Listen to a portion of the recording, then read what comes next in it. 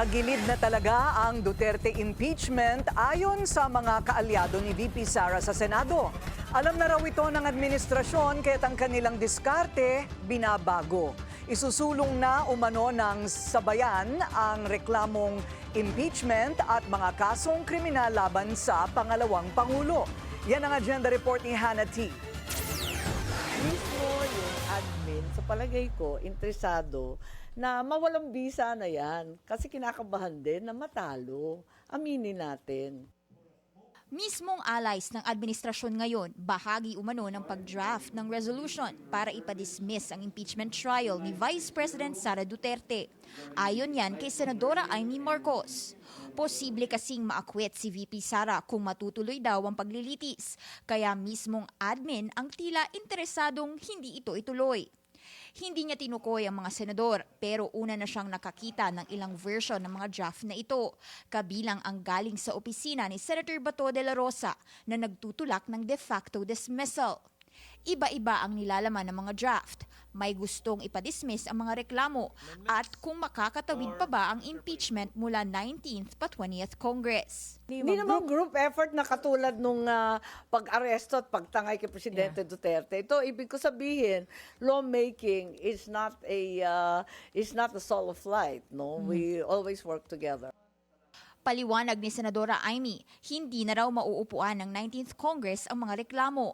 Late na kasing nagsumite ng complaints ang House nitong February 5 at hindi rin ito nabasa sa plenaryo, ang first step para mag-convene ang impeachment court. Naudlot pa ang target na June 2 at ngayon nakaset na sa June 11, ang huling session day ng Kongreso bago mag-CNADA adjournment. Wala na talagang panahon para sa trial. Dapat ibasura na kung gusto talaga ng House of Representatives. Wala namang problema. Pwede silang magpila ulit subject to the one-year ban. That seems very, very clear to me. Pero giit ni Marcos, hindi ito para pagtakpan ng Vice President.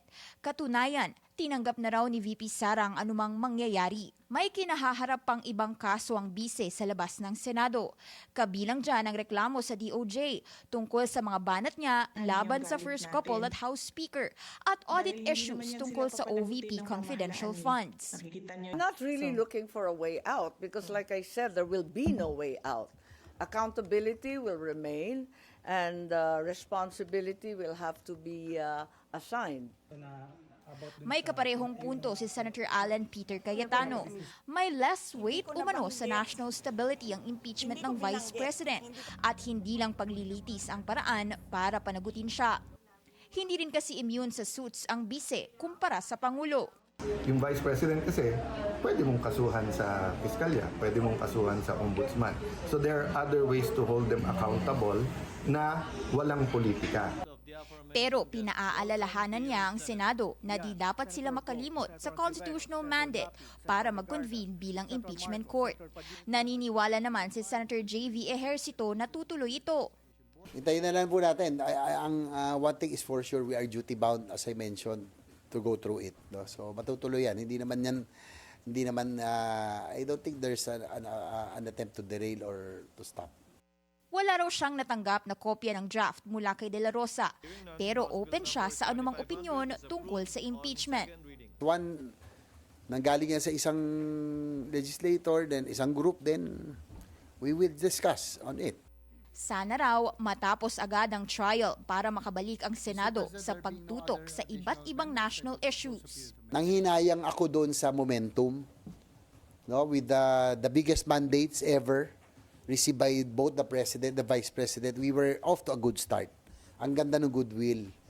Kaya lang napaaga yung bangayan na ito, humantong na nga po tayo sa magkakaroon na ng impeachment. Tinanggihan din niya na konektado ang trial sa laban para sa Senate presidency.